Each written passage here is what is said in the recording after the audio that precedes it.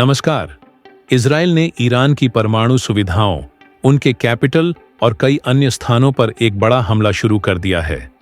Benjamin Netanyahu ने आज सुबह खुद दुनिया को बताया कि इजराइल ने ईरान पर एक पूर्व खाली हमला किया है, क्योंकि इजराइल के अनुसार ईरान परमाणु हथियारों के बहुत करीब था और ईरान को रोकने के लिए ऐसा करना बहुत महत्वपूर्ण था। इस हमले की तीव्रता इतनी अधिक है कि बताया जा रहा है कि ईरान बहुत जल्द पूर्ण पैमाने पर युद्ध की घोषणा कर देगा। सबसे पहले हम देखते हैं कि बेंजामिन नेतन्याहू ने दुनिया को कैसे बताया कि ऑपरेशन राइजिंग लायन शुरू किया गया है। जी हाँ, जिस तरह भारत ने ऑपरेशन सिंदूर शुरू किया है, इजराइल के ऑपरेशन का नाम राइजिंग लायन है। हालांकि मैं कहूंगा कि इजराइल का ऑपरेशन काफी अलग है। क्यों अलग है, यह मैं बताऊंगा, लेकिन सबसे पहले यह छोटी सी क्लिप देखिए। Israel launched Operation Rising Lion, a targeted military operation to roll back the Iranian threat to Israel's very survival. This operation will continue for as many days as it takes to remove this threat. We targeted Iran's main enrichment facility in Natanz. We targeted Iran's leading nuclear scientists working on the Iranian bomb. यह अपने आप में एक बहुत बड़ा बयान है। अगर ईरान के पास परमाणु हथियार आ जाते तो इजराइल का अस्तित्व खतरे में आ जाता, और यह राइजिंग लायन ऑपरेशन कई दिनों तक चलेगा। कितने दिन? जितने दिन लगेंगे उतने दिन तक चलेगा। उनकी सभी परमाणु साइटें, उनके परमाणु वैज्ञानिक, मूल रूप से इजराइल ईरान पर इतनी स्ट्राइक करेगा कि ईरान कभी भी अपने परमाणु कार्यक्रम को पूरा न कर पाए। इजराइल ने अपने राइजिंग लायन ऑपरेशन की शुरुआत जिस तरह से की है, वह चौंकाने वाली है। पहले ही हमले में उन्होंने हुसैन सलामी को मार दिया। यह ईरान का एक अधिकारी था जो उनकी इस्लामिक रिवॉल्यूशनरी गार्ड कोर का कमांडर इन चीफ था। पहले ही हमले में उन्होंने उनके कमांडर इन चीफ को मार दिया। इसके अलावा उनके परमाणु वैज्ञानिकों को भी मार दिया। बताया जा रहा है कि ईरान के सशस्त्र बलों के चीफ ऑफ स्टाफ को भी मार दिया गया है। यह कुछ ऐसा ही है जैसे मान लीजिए कि ऑपरेशन सिंदूर के पहले ही दिन हम असीम मुनीर को मार देते।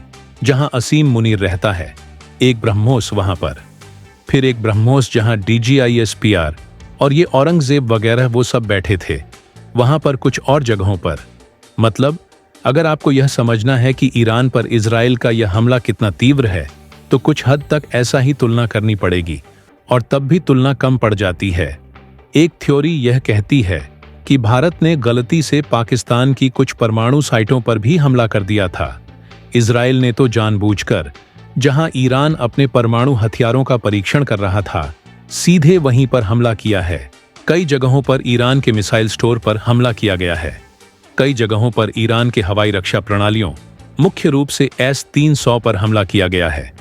जी हां, जिस तरह भारत के पास S-400 है, ईरान S-300 का उपयोग करता है। S-300 S-400 का एक पूर्ववर्ती है। S-400 की तुलना में काफी कमजोर है। S-300 मिसाइल रक्षा प्रणाली की रेंज 100 से 75 किलोमीटर के आसपास की है, और साथ ही साथ यह हाई एंड मिसाइलों, उन्नत मिसाइलों को रोक नहीं पाता है।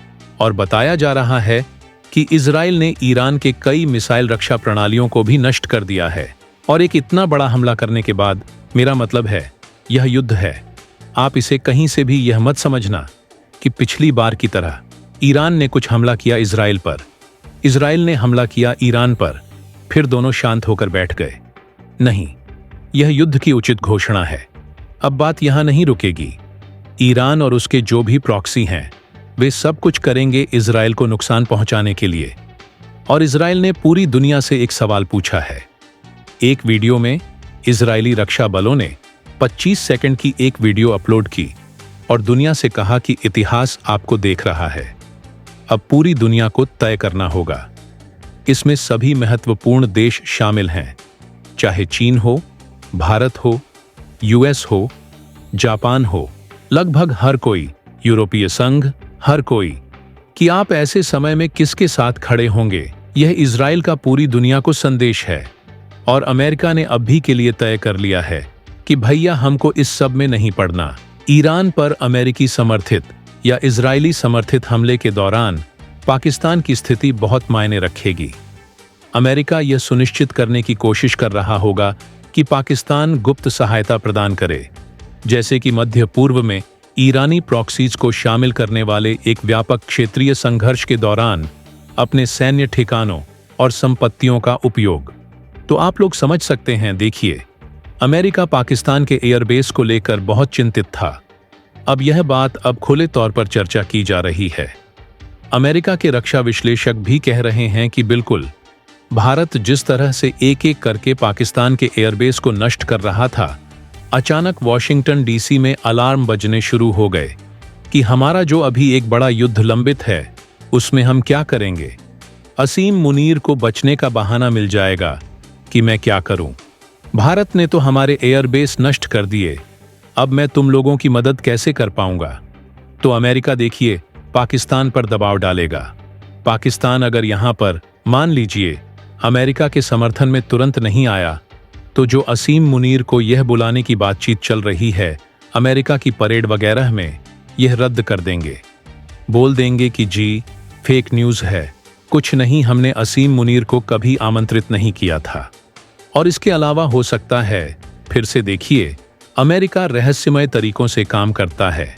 पाकिस्तान के जो लोन IMF से, विश्व बैंक से, एशियाई विकास बैंक से स्वीकृत हुए थे, उसमें भी साइलेंट राइडर्स लगा देंगे कि यह पैसा कैसे खर्च सकते हो। देखिए, मैं आपको साफ साफ बता दूं, अभी बीच में ना लोग काफी भारत में चिंतित हो गए थे देखकर कि जी, अरबों डॉलर यह विश्व बैंक के जाएंगे पाकिस्तान को, और यह इतने अरब जाएंगे। मैं आपको साफ साफ बता दूं, इस दुनिया में कोई किसी की मुफ्त में मदद नहीं करता। मुफ्त का खाना कुछ नहीं होता। अगर अरबों डॉलर के लोन अचानक पाकिस्तान को मिल रहे हैं, ऑपरेशन सिंदूर के समय अमेरिका इतना ज्यादा, आप जानते हैं, खुद ही यह लोग दावा करते हैं कि शामिल होकर यह कोशिश कर रहे थे कि बस पाकिस्तान को और नुकसान मत करो, बस अब इतना हो गया। उसके पीछे सिर्फ और सिर्फ अमेरिका का स्वार्थ है। जाहिर तौर पर डोनाल्ड ट्रंप तो यह चाहते थे कि इजराइल यह हमला करे ही ना।